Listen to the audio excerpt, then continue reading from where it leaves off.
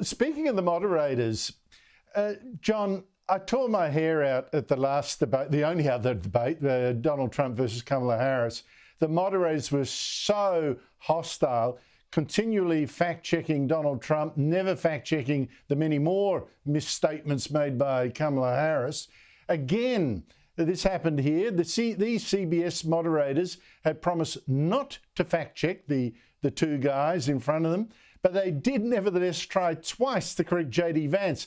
Only, to his credit, he, unlike Donald Trump in his debate, took them on and made sure they didn't try it a third time. This was after he mentioned how Harris had let in millions of illegal immigrants and thereby, those millions had swamped some cities. Have a listen.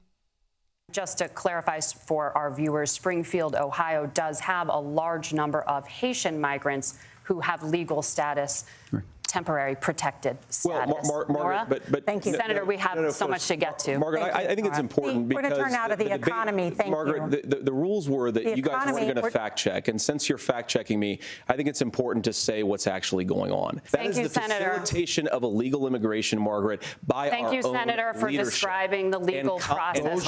We have so much to get to, Senator. Those laws have been on the books since 1990.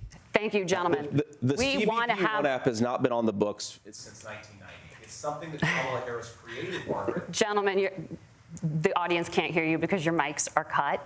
John, it was extraordinary. It was extraordinary, and JD Vance absolutely showed them up. Has media bias in the US ever been this explicit, this bad, this loaded, and how will that affect the election?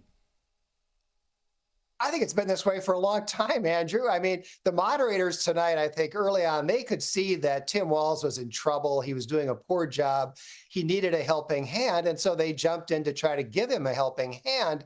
And you're absolutely right. It was important for JD Vance to stand up to them and rebut them so that they didn't keep doing it and remind them of the rules. You know, they weren't supposed to be fact checking. We've been seeing this for years, Andrew. You know this. I mean, CBS, CNN, NBC, you name it. These are Democratic Party outlets, and they put their thumb on the scale in favor of the Democrats as much as they think they can get away with.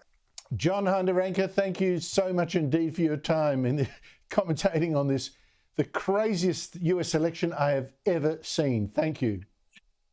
Thank you, Andrew.